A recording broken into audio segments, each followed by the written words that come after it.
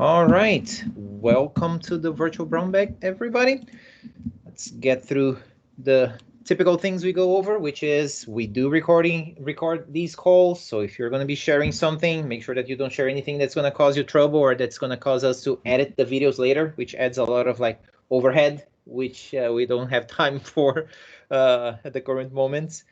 But other than that, what is the virtual brown bag? This is a place where we get together and we share tips and tricks, tools that we use, articles that we may have read that strike some sort of interest that may be interesting to other people, books that we've read recently that may have made us think, through certain things that we feel like sharing with others, experiences, maybe something that you learned the hard way, tell it to somebody else. It's going to help you, internalize even better the thing that you've learned, while we also help out others along the way.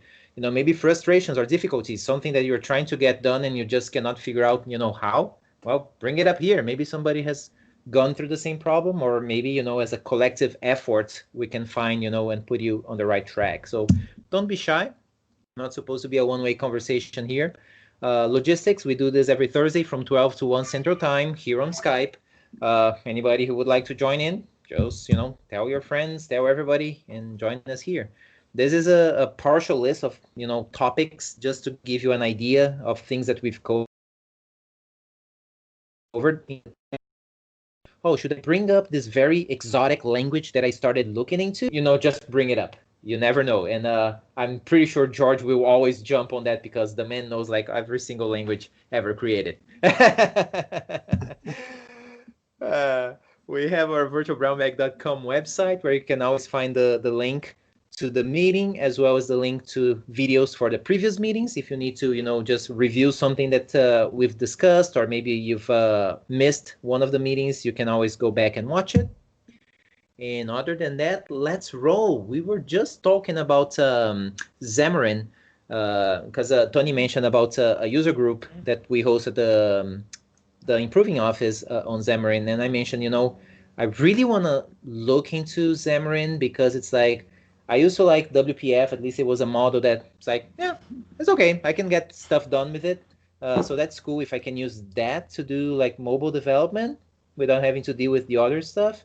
Yeah, that might be something I want to look into, XAML, C Sharp, and all that. But then I tried it. So my experience with Xamarin has been maybe 2 years ago. I tried the Visual Studio for Mac, which I had never tried. So I said, okay, let me give that a shot. Went through like a simple sample of like creating a hello world type of app with Xamarin. It worked for those 2 hours when I was messing with it.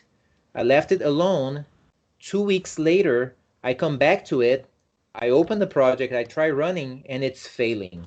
And I'm like, okay, what changed in the last 2 weeks that this sample app is not working? And it had something to do with an update to what is the thing on the Mac for compilation things that we use? Xcode. Xcode. Thank Xcode. you. Thank you. 100% of the time Xcode or JS. Exactly. Yeah. Yes. So there was some update to the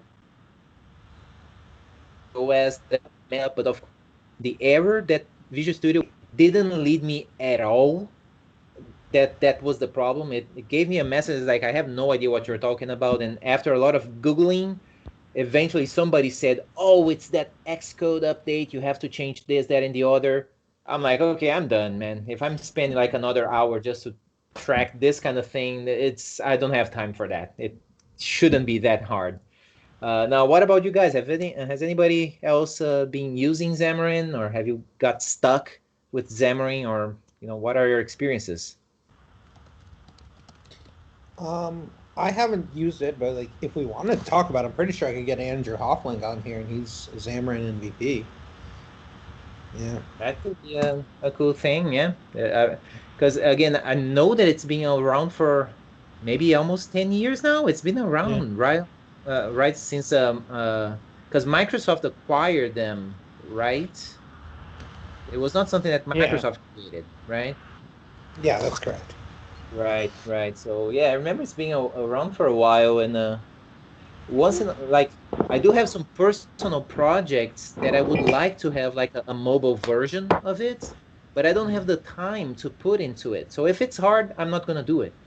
But if it's something that's it's based on a language and on something that I'm actually familiar with, and if the situation nowadays is better, is more productive, you can actually get things done. Yeah, I mean, whoever you guys can think of that could jump on the call and you know It show is. some love here, that would be cool. I'll ping him next time for next Yeah, week. It is WPF from what I know, but I mean, right. there's no mobile application that it's easy for, right? True. Right, Say right. like even like putting like a PWA on a phone, like doing anything from a web app, like anything actually specific to that is, it to mobile is going Right. to take a decent amount of work. But I have heard like very good things that it is, possibly the best like dev experience for mobile. Potentially Flex better. But, Okay. yeah. Interesting. Man, I'd love to see from somebody who's actually making a living out of it, because I know that there's people who are actually making a living out of it, so there's got to be something there. Right? Yeah. Right. Of course, I remember like when folks started like doing iPhone apps on Objective-C, and I saw what Objective-C looked like. I'm like, I don't care if this thing could make me a billionaire. I'm not gonna be doing Objective-C, period. I am not doing it. Seems like a pain. Yeah. It's fair. Yeah, yeah. I like having fun. Making money is good, but I like having fun, along the way. But that's just me. Yeah. Yeah, Um. working with Xamarin is a lot like working with WPF, although anytime you have to dig into platform-specific code, Okay. like for Android or iOS, it's going to take longer to get to it, just Okay. because you start running into things like Objective-C and things like that in some cases. Hmm. Um, but Now, yeah, but sorry, I was gonna say, isn't that the case for the other tools as well? Whenever you have to go native, or is there anything like in specific to Xamarin that it makes it harder or easier? I don't that's know. this. So the C sharp goes all the way down. You can write C sharp for iOS specific pieces, but you end up using uh, Apple and iOS and Android specific APIs to do that. Okay. And you know, we we way we built this application. The whole thing was it was supposed to annotate architectural drawings. Um, so all of the drawing stuff in the Apple version was all written with the core graphics uh, type of stuff. So everything that had to do with drawing the uh, annotations on top of the markup, that was all done using Apple's core graphics API. And then everything else that had to interact with it, um, that was all in C sharp, and that could be shared across um, Android and iOS. And um, so that's kind of what we ended up doing. We spent about a year tearing down an existing Xamarin application, rebuilding it using some good design patterns, and uh, and then after about a year, we shipped a few releases of it. We decided we were going to go ahead and try and tackle the Android version, and we almost got it to shipping before the company stopped us working on it. But it took us about 20% of the time because we were able to reuse so much code. Um, Huh. Interesting. yeah, So is it similar to, like, I remember like back in like Silverlight days where that was part of the thing, right? Like where you could create an app where you would have like view models and like classes that you would reuse between WPF and Silverlight apps, and then you could have like certain views would be the same for both platforms, and whenever you needed something specific to the device, like, okay, if this view is rendered on a full-blown desktop computer, use the guys use this one that's like device specific type of thing. Is it similar to Xamarin apps as well, or do you always create like a separate view based on what device you're targeting? No, the way, so it can depend. The way we did it is we created views that were, uh, it's been a couple of years since I worked on this, but I want to say that we created views that were using Xamarin Forms, and then we'd have different controls and things like that that we needed that were platform specific that we would drop in. Or in most cases, the way it ended up working out is if you needed to build like some kind of customized control, you would basically do an Android implementation of it, and then you do an Apple implementation of it, and then it just switches it out as part of the build process for each platform. Okay. So, but yeah, working with Xamarin was a lot of, at least back then, was a lot of, you ran into a lot of errors, things like that. And you eventually kind of figure out how to work around them. Okay. And even if you don't have, I remember seeing a bunch of errors that just didn't tell you anything at all about what was going on. But you work in it long enough, you kind of get a feel for what's causing particular problems, and you just learn from it. So I imagine though they've had a couple more years of development on it, so I'm sure it's gotten better. Right. I've done a little bit of like React Native, and I much prefer Xamarin to that. So. Interesting. Now, why is that? What makes you feel strongly about it? I like having a compiler. Well, hold on. You could do React Native with TypeScript. There's no problem with that. Yeah, but we weren't. Ah. No, yeah, I mean, like I understand that's some part of that is like always the case. Like, right. If you didn't do it the way you don't want to, you wanted to do it, then you didn't like the way you did it. Yeah. Right. Yeah. So, yeah, I understand that's like one can do React with TypeScript, and I had some coworkers who have tried it on existing projects, and they said, the pain that they were going through to have it set up, it was not worth the effort. At least on the specific projects, I don't remember all the the details there. But is there something like that where it's like, yeah, if you want to do, React with TypeScript, there are challenges you have to know beforehand to have it set up? I don't know. I've kind of blanked that painful memory out of my brain. Okay. Interesting. I think a lot of it was too. I was working on a team. I was the only person in the office here in the Houston area that was actually on the team. Okay. And nobody else was doing React type stuff, so I was kind of alone on an island, being thrown into that new technology. So that had a lot to do with my experience. Yeah, React is probably one of the toughest things to do that in, because it really is just like, here's some tools, figure out how to build a house, right? and if you don't have that guidance, it's tough. And then you're like, look online on all the blog posts, and everyone's acting like there totally is a way, like a very specific way to do it, and you're like, am I missing something? And it's like, no, people just talk about their opinions without caveats. The other annoying thing about React, and to a certain extent Angular too, is there seems to be so many different ways to be able to do some of this different stuff, right? There's not really it's kind of difficult to find the quote unquote best practice way to do certain things.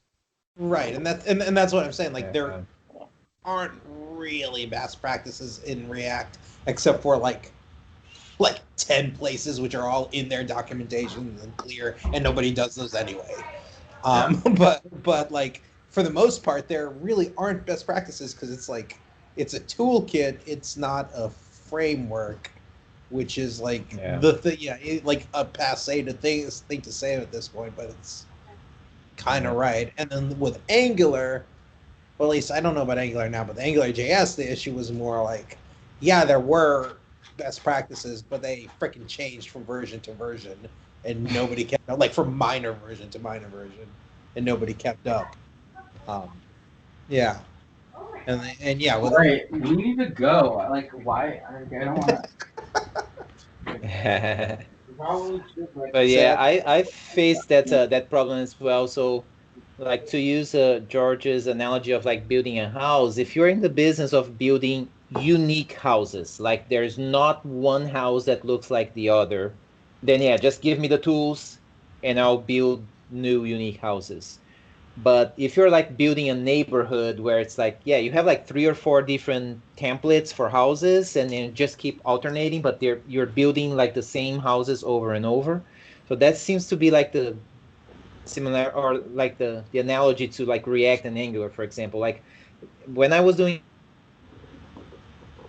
there were a lot of things that's like, okay, I just want to do this thing here that I've been doing for like 25 years. How do I do that in React? Well, it's a library. It doesn't have that. You have to build it your own. It's like, huh? but it's yeah, kind of a downer for me.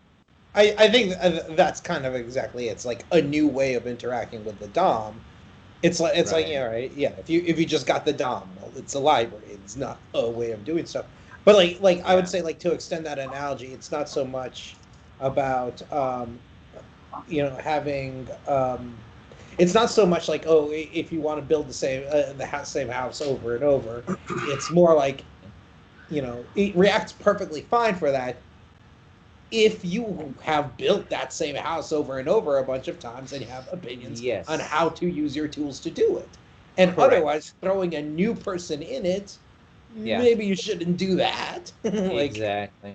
Because they're going to have to figure out from scratch. Yet everyone, for some reason, at some point decided to just start deciding that things should be a React project without actually thinking about the skill sets that they have and the real parameters for their applications, right? A heck of a lot of things should still be jQuery, honestly, or not jQuery, but just raw vanilla JavaScript. Gotcha. I would say like state management is a really weird decision. Like for them to be like, we have we're going to implement it, but we don't recommend that you use it, or we're going to implement it, but in this kind of half-assed way originally. That means that like we still get to call ourselves a library because we didn't like put a lot of work into it. It's like it was a really weird decision. Like why don't really include state management, or don't include even really only include like maybe the most bare bones API to like hydrate your app with some external like state thing. But they added like this weird state API, and then they recommended that we not really use it. And that to me was like, I think when people talk about React as being this thing like where there's not really best practices, I think it's like, if you just think about it in terms of, I'm going to like declare these components, well, there's actually, it's reasonably clear like how to create a React component, how to maybe pass props down potentially, how to maybe even break up your application. But then when you get into like, how do you manage state, that's when like things get really weird. And I think React's decision to kind of hedge their bets on state management, meaning like have some sort of very shitty like sort of set state thing, but then endorse us using other sort of community solutions that like kind of work, was in my probably a mistake. Wait, but like what did they endorse? Like Redux was something that they but Redux. they endorsed it to the point where it was on their docs, right? Yeah. And so what I mean is like, this is like with hooks, it was the first time where they were like, well, Redux is a thing that people have been using for 8 years. We've said this is almost like a React project, but it's not owned by Facebook.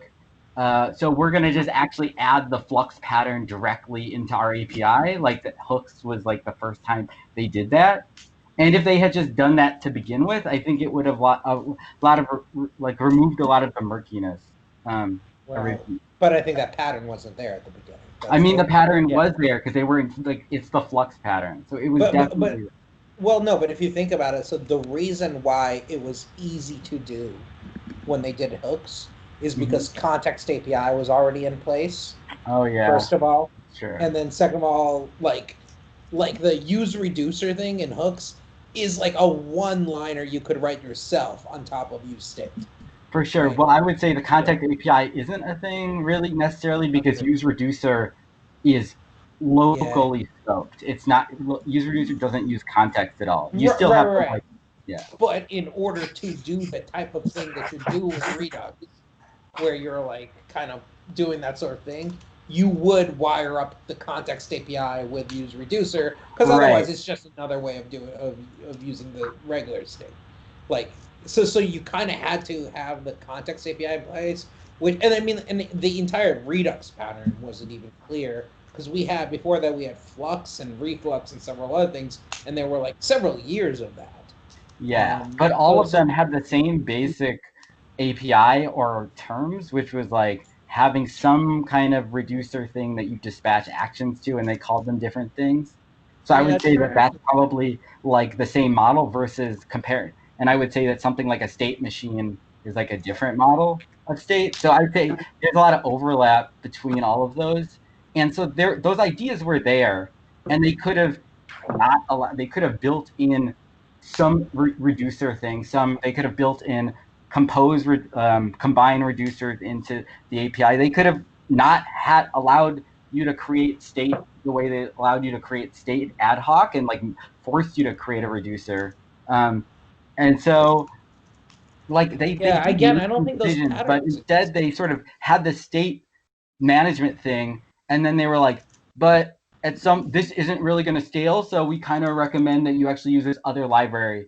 And that other library had like complexity to it, and still does, and still like has kind of a lack of best practices. And I feel like if they had taken a more opinionated approach around state management to begin with, I think it would have just made things a lot easier for beginners. And like you end up, and because there was a whole type of, I'd say like project, honestly, like what do you call it? Like when you save I want to say reclamation project, like a project where someone writes a bunch of spaghetti code and then you go and save it. That almost like in my career, like I saw like multiple examples of just beginners logically just like looking at the React docs and being like, this is straightforward, and then writing themselves into a corner, like writing incredibly complicated stuff using local state that like, had a lot of bugs and all this other stuff. And so it's like,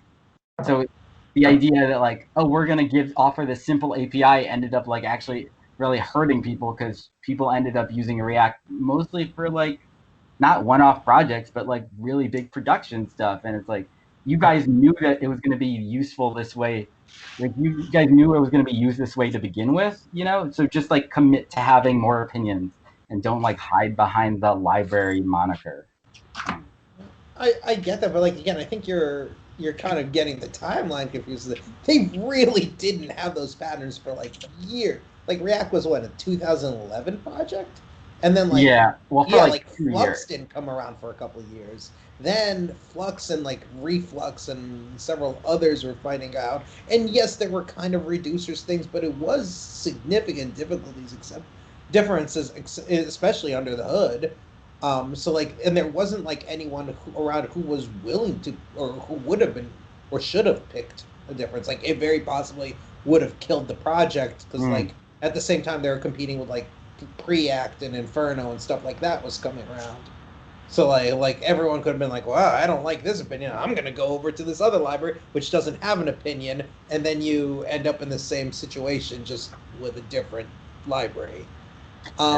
Yeah, like, and then when Redux did come around, they really were trying to be very clear about the messaging until they got forced in the last few years to change it. So I don't know.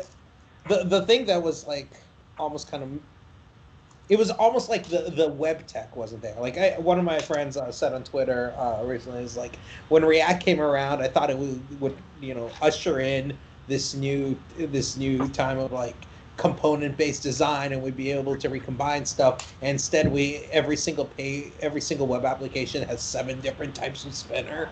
Like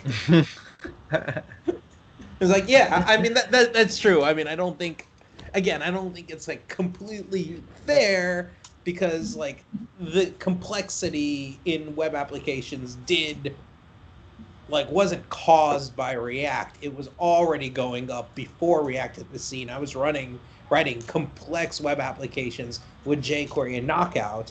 I suspect that the success of jQuery is what caused people to be like, oh, let's go ahead and make more complex stuff online on the web. And then React just happened to be around and gaining popularity at the same time that this trend continued.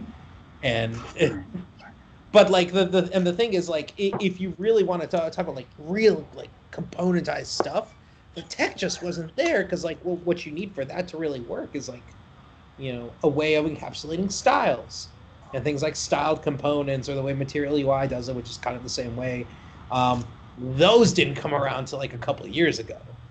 So like they couldn't have put that in. Like that concept wasn't even there, because I mean, they had inlines. They're not really that different than inline styles. Well, they are. The user experience isn't super different, but what it actually does and how it works is very different.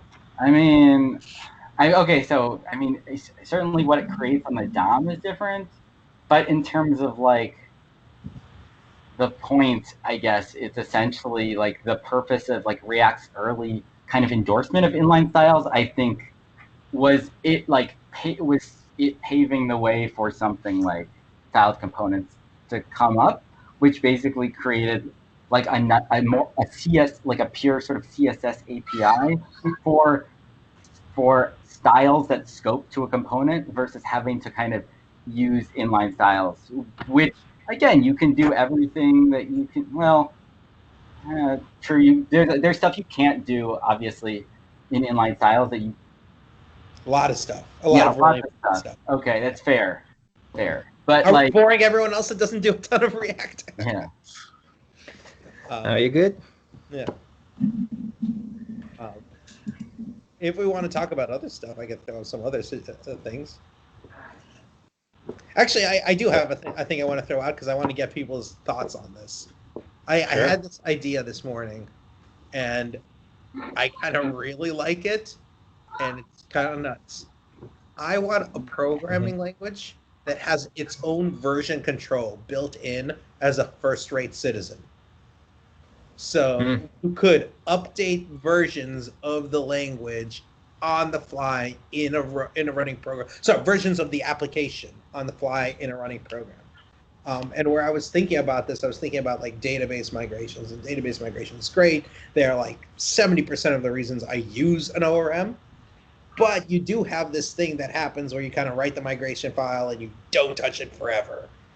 And that's like very antithetical to the entire idea of source control and awkward and so on. So I was like, what if like the language itself could, when you deploy it, start running through its own, like the application could start running through its version since the last deploy, and applying migrations in that way. And there's some really, really neat stuff you probably could do with that if you could do it. And I'm like, oh man, I want to go write a PhD thesis on this. Doesn't that sound like then your program knows too much? Well, I mean, no, it's just yet another thing your program could do, right? Is this different than like Erlang, which I know allows you to commit or change? Okay. I think you would have to have something similar to Erlang or Elixir in order to do this. Because like the thing, if you think about it, if you're going to do this in a running program, you need to make sure that anything that's correlated to code in an old version is shut down. Like you don't want something running which doesn't correspond to actual code that's currently loaded into the application domain. So that means like you have like, and the way that Elixir and Erlang work is like it's this constellation of tiny little processes which don't even have state. All the state is in the message queues, and you can like take them down and put new ones up all the time. That's how they do updates of the system. They'll just like take down certain nodes. So you could, and I think you would have to kind of do something like that, where it's like a very functional language, very actor based, but like you could do cool stuff. Like maybe you just do it in Elixir and just write an extension to it. But I don't know. Like I started thinking about it, like because there's so many issues that we deal with because updating application versions is hard, and for every hard problem, we kind of eventually introduce a programming language, and we kind of beat around the bush with the deployment scripts and stuff like that. But what if that just, I already kind of treat deployment scripts as part of the application, but what if it was really, really part of the application and part of the runtime? Like, what sort of cool tricks could you do then? Well, what happens if somebody comes out with better version control than what your application has? What do you mean? A better version of what? So, like, all right. So if your language is basically built in that uses something like, let's say, TFS, right? And then later on, you have something comes out like Git, right? Git's better than TFS kind of thing, you know. So now do you have to? How do you? It seems like your application knows too much. My answer for that is you don't separate the source control system from the language. I in general, I think that that's somewhat a mistake. Well, I don't think it's a mistake because it's gotten us really far in programming. But like, I think the fact that our source control systems are not aware of the language that they're working on is a real pain in the ass. Because how many times have I had to merge shit because like there's a brace that happened to match up in two different versions, and what I actually need is two braces to be taken. And if the source control system just knew that the programming language has braces that have to go together a certain way, it should be able to figure out that merge. Which, granted, is a matter of the merge tool, not the source control tool. But I think that there's like really interesting stuff you could probably do with that. But yeah, you would have to like. You would probably have to just pick a model for the source control system and stick that directly into the language. But I mean, like, I don't know that we're going to be innovating so much beyond the ability to branch really. Like, honestly, like the concepts themselves like existed in TFS too. Like you can branch stuff and so on. Like the only thing I could think of that we could innovate further is to be able to like branch pieces of the application rather than the whole thing easily. Yeah. Yeah. I don't know, but I've worked on some applications that have their own source control built into them, and they are a nightmare. Well, yeah, it's awful, just awful. I'm not saying your idea is bad. I just, from what I've seen of that kind of implementation, it just never ends up anywhere good. I've built applications with that, but under the hood, I just use Mercurial to like write stuff into files and then like say serialize down and up. So that wasn't really the same thing. It's hard because like you have to kind of look to the visual languages for it. And I don't know there are any good visual languages with like good source control. I think my dad told me that like he uses Informatica, and Informatica has a halfway decent one, but it's still not good.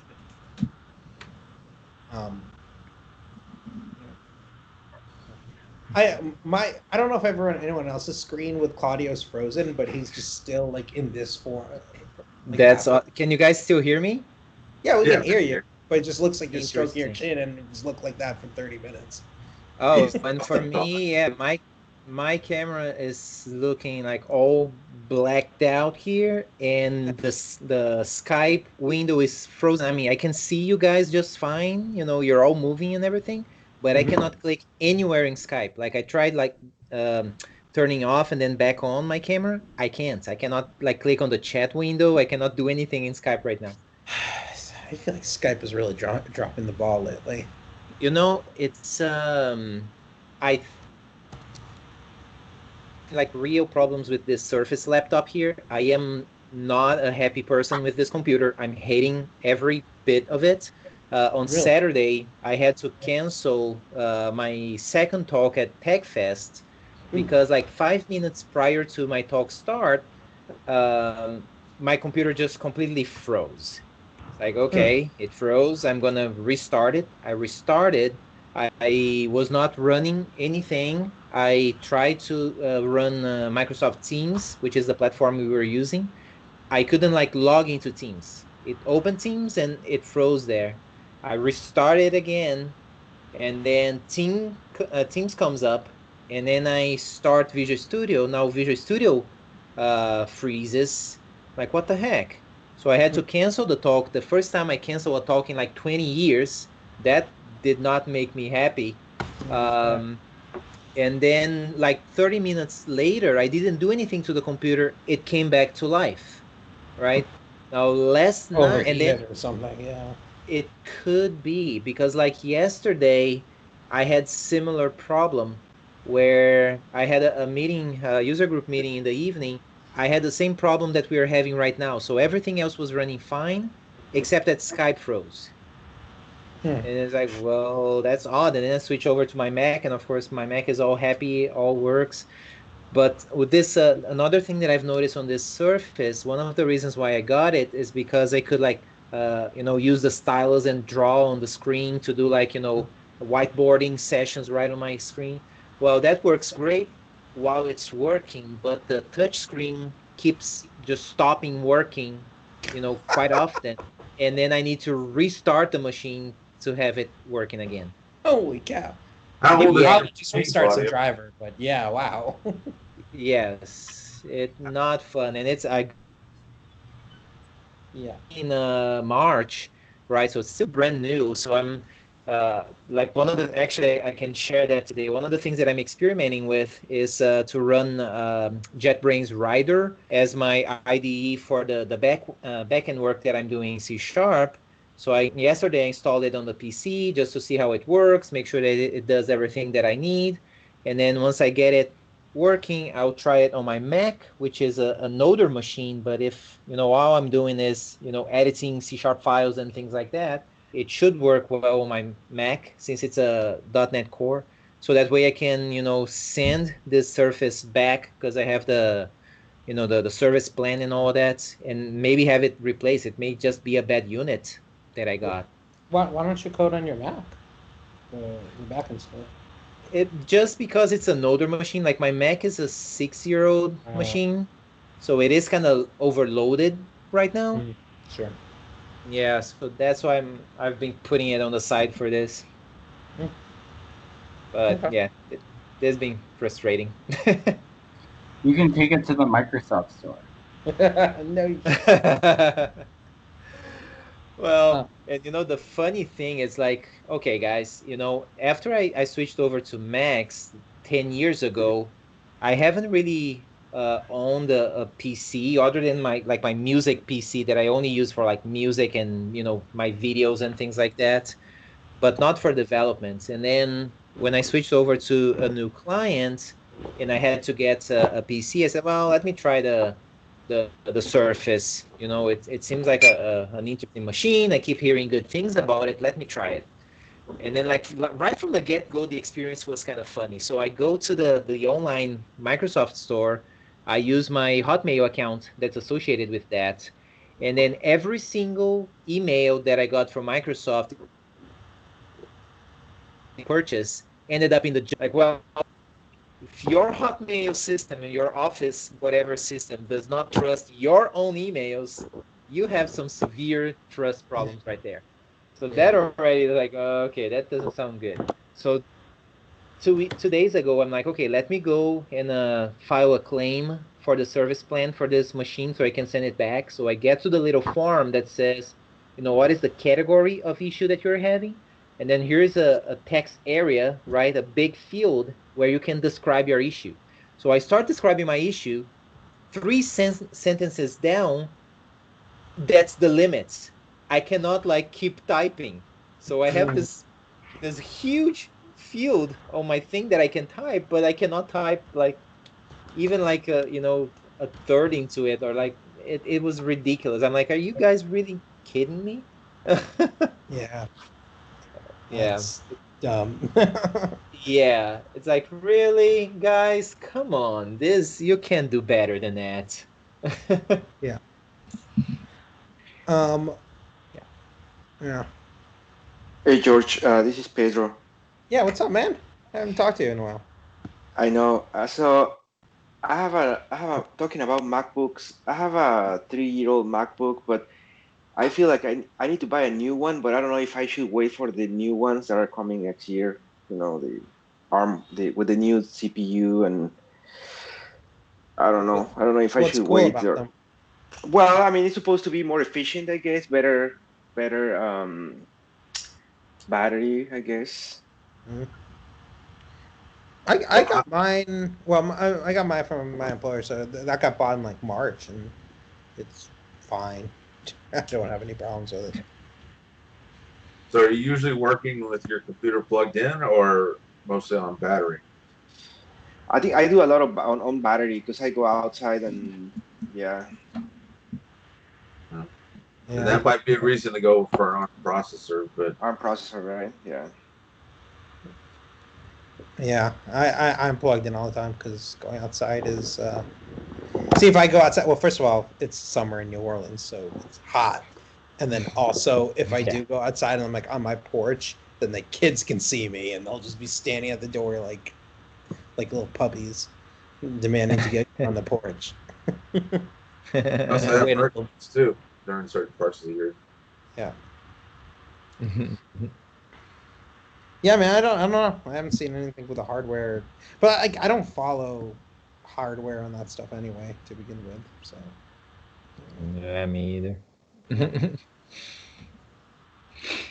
Yeah, I stopped like paying attention to hardware things a long time ago. You know, I, somebody who does keep up with that stuff is Jay Sawyer. Right. Uh, yeah, maybe we'll see if we can get someone on here to talk about it more for next time. Right. Um, Yeah. I'll bring up another thing that might be interesting to talk about. Um, so this was a conversation I had in yet another Slack a while ago. So you tend to have employers like when you're interviewing or even just in general, like you have the expectation that you're learning in your time off, or during interviews you have questions about open source projects or and stuff like and other projects. And people tend to have a lot of strong opinions on this.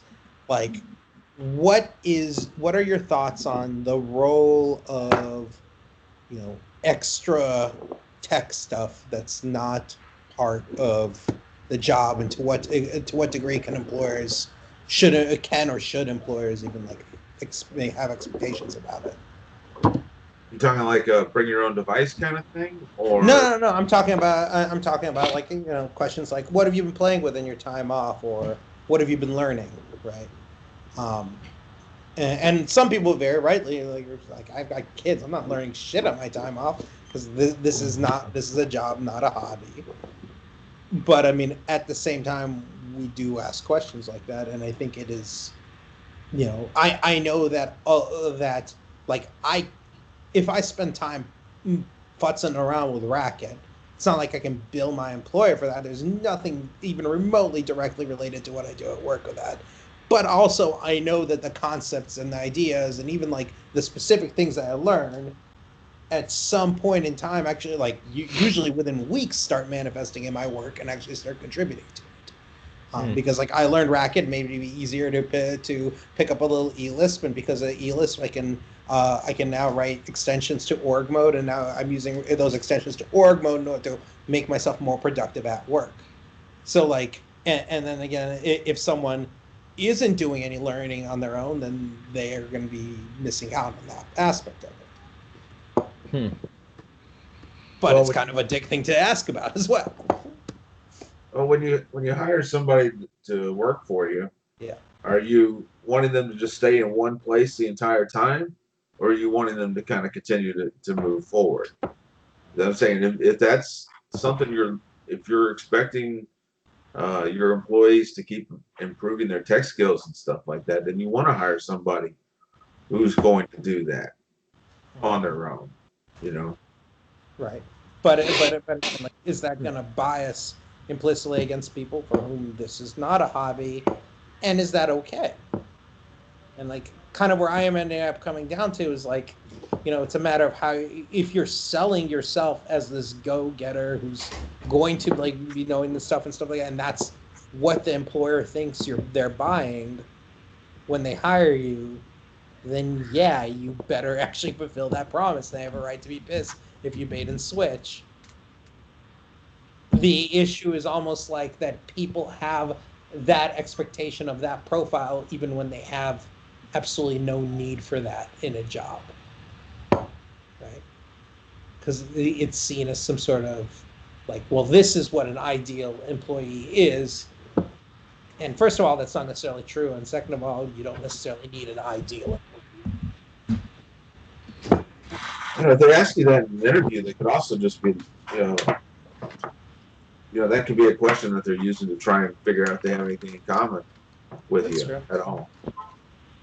That's true. Yes, it I mean, might not even. I can see how that kind of questioning can be annoying, right? Because it's like, all right, do you want me to do this job or don't you want me to do the job? If you've gotten down to that point, then yeah, I can definitely see where that's annoying.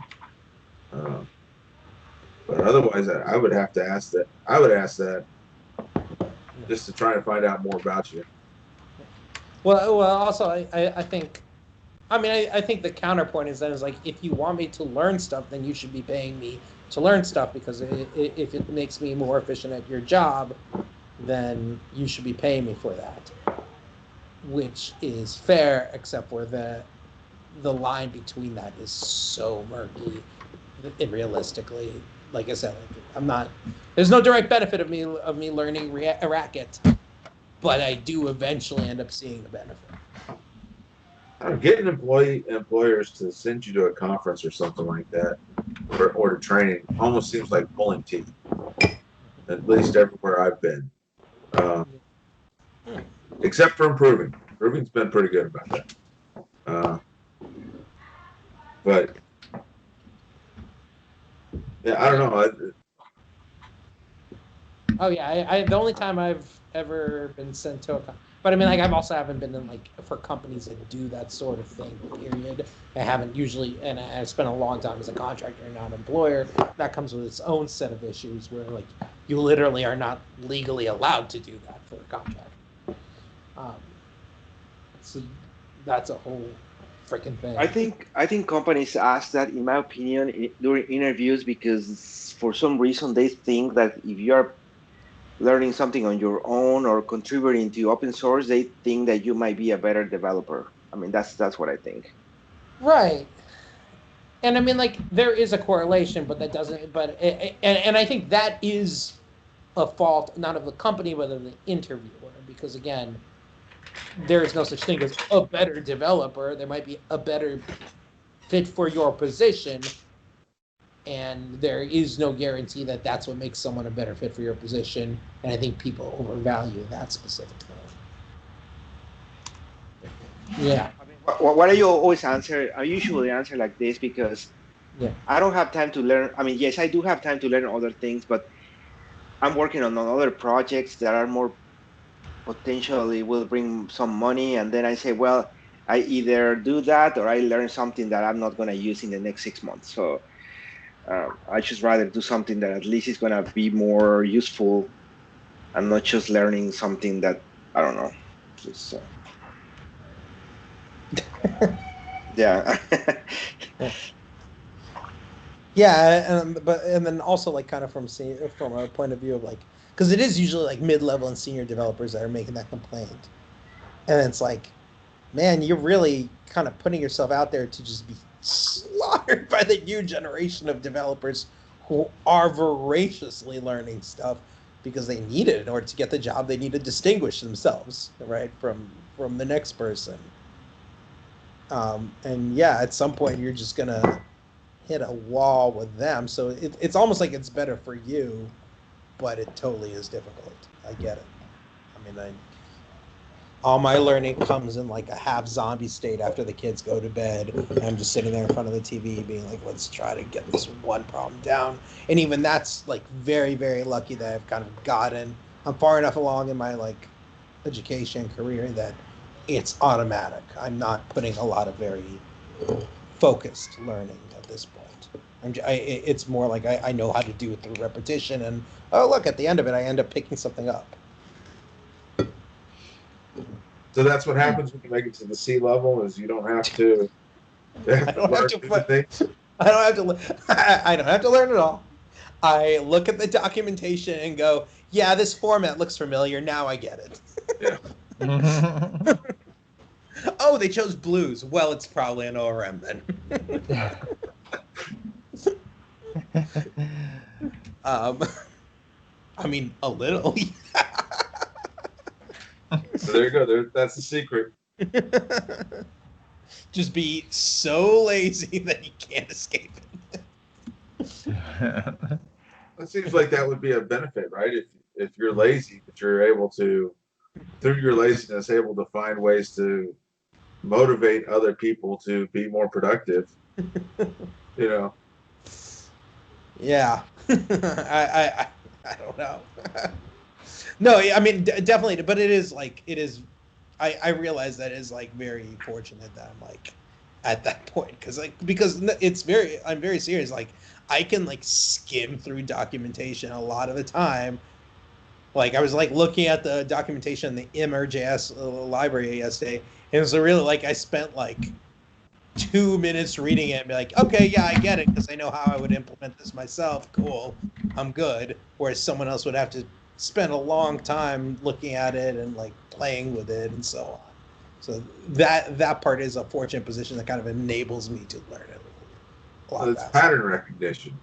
It's pattern recognition and also being able to go through in my mind, well, this is what it does, therefore it must work this other way, and like being able to kind of visualize the entire, like, here's what I would do if I was doing it, and I don't see any other ways they could work, so therefore it must work like that, and usually I'm right. I don't know. Yeah. And I guess that's what like knowing fundamentals gets you, but like to some degree. Except there are lots of areas I don't know it yet, so which is why I'm like helpless in ops and database administration and stuff like that. Yeah, they seem to be different worlds. That's right. It's tough. Next question I have written down: should we be using natural database keys way more rather than generated IDs? So like so if you you have a book in the library, right? And a book, if you actually go to a library, is identified by its ISBN number, maybe. If you create that in a database, should the ISBN number just freaking be the ID? It's not like there's another thing they can do. So Albert says, I like IDs that do not have a meaning. And that's what I'm challenging, like, why? And I remember I had a conversation like a long time ago with my uncle, who's like a badass DBA guy who like works for financial firms, and he's all about that sort of thing. And I remember like in college when I was learning these concepts, I was all about it. And then in industry, it's hardly ever used.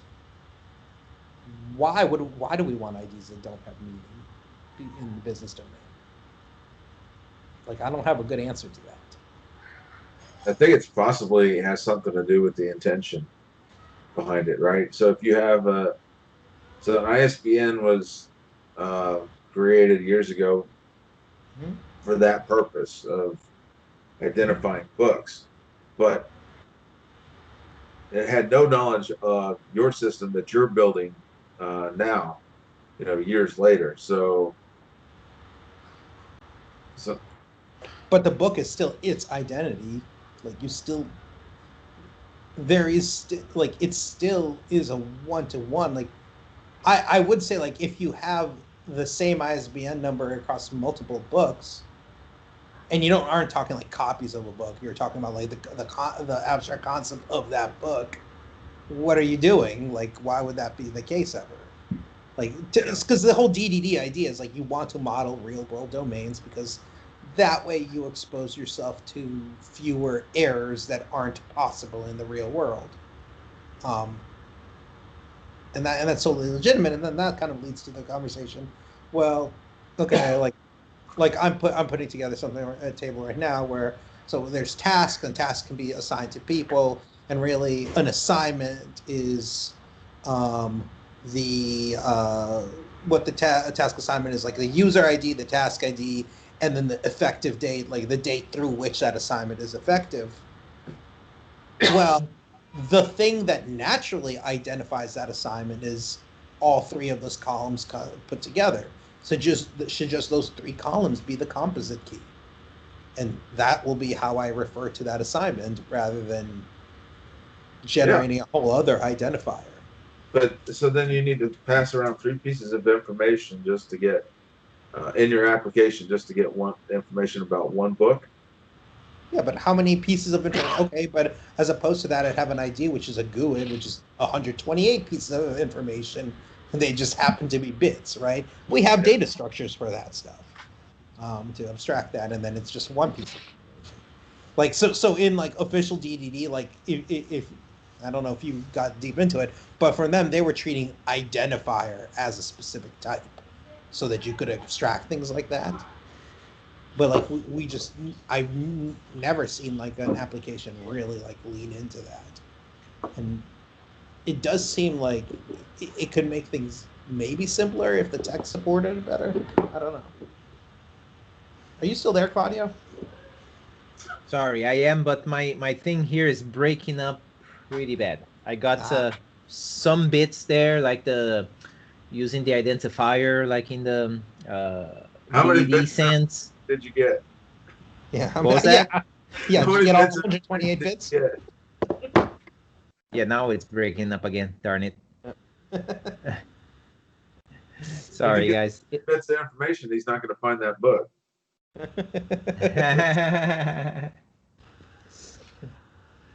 Yeah.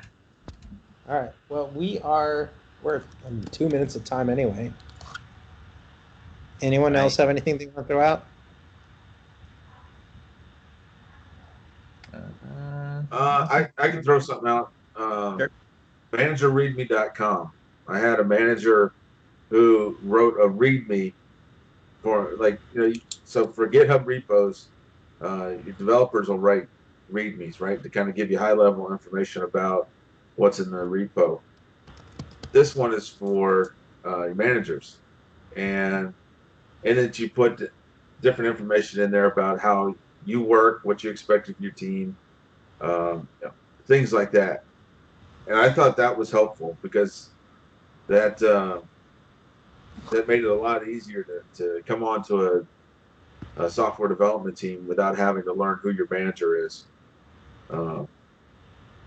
just kind of by stumbling over. So, but like, is this a company? I guess. I mean, they got a chat box. Okay. Yeah. Mm-hmm. So it's getting serious. Expectations drive your team. Huh. Write your README. Oh, so the company is just a way to make it easier for them to write this README? Yep. Oh, I see. And so here it is. So the managers don't want to learn Markdown and stuff like that. Well, that's one way to just to take Ace Editor and make money with it, I guess. Yeah. Interesting. I like small websites that kind of do one thing like that, one thing well. Yeah, I mean, like this would be more on like the marketing. I feel like managers don't like writing things down that commit themselves any more than anyone else, but Yeah, I like That's it. the issue. Yeah. No, this is cool though. I like the idea. My role, what do I value most? My expectations. Here's how one-on-ones work. Personality quirks. All right. Where to focus on your first. This is a great thing to document. Where to focus on your first 90 days. Yeah, and that's phrased exactly how I think it should be. That's awesome. I'll share that in a couple places. Yeah. So anyway, I've only come across one manager that's used it. Yeah. But it'd be nice if I came across that more often in the. Yeah. So. Cool. Very cool. All right, we are at time. Yeah, excellent. Well, I hope that my Skype here can actually close the recording so that we don't lose, this content. I'm really hoping. But yeah, thanks, guys. Those were lots of good stuff there. I took notes for everything I could hear up to the ending part when it started like breaking up bad. But yeah, thanks for Thank you. sharing, joining, and I hope to see you all All right. back next week. All right. Guys, have a See good you. one. Later.